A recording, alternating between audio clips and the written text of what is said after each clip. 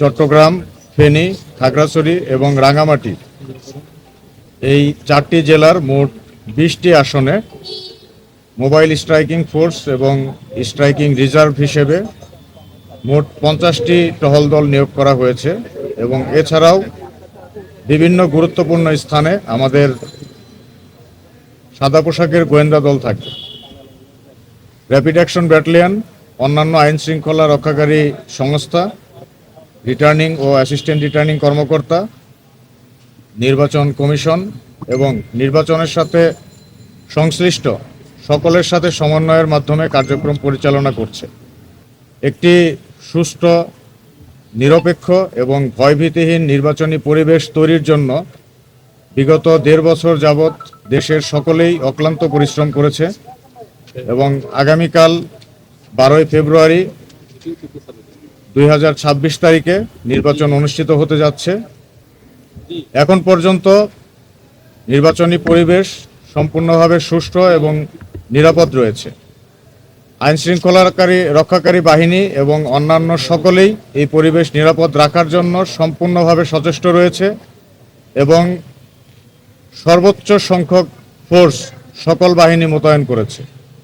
জনগণের প্রতি আমাদের প্রত্যাশা যে এই সুষ্ঠু এবং নিরপেক্ষ নির্বাচনকে সাফল্যমণ্ডিত করার জন্য সকলেই নিশ্চিন্ত মনে, নিরাপদে এবং নিরপেক্ষভাবে আপনার ভোটাধিকার আপনি প্রয়োগ করবেন এবং কারো দ্বারা প্ররোচিত না হয়ে নিজের ভোট নিজে দিবেন।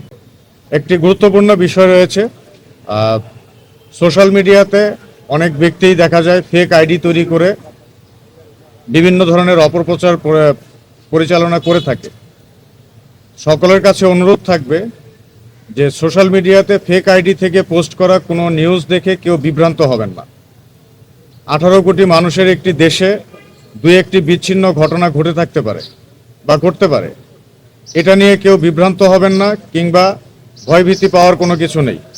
আমরা আইন শৃঙ্খলা রক্ষাকারী বাহিনী সকল আসনকে একেবারে ঘিরে রেখেছি।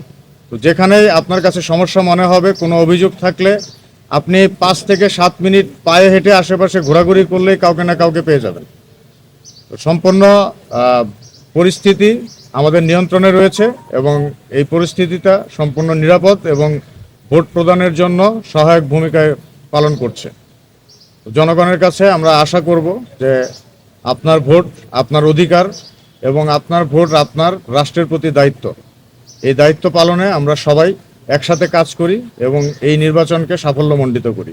আপনারা নির্ভয়ে ভোট কেন্দ্রে আসবেন এবং কারো দ্বারা প্ররোচিত না হয়ে সম্পূর্ণ একক সিদ্ধান্তে নিজের ভোটটা নিজে প্রয়োগ করবেন এবং এই বিষয়ে আপনাদেরকে কেউ বাধা দিবে না।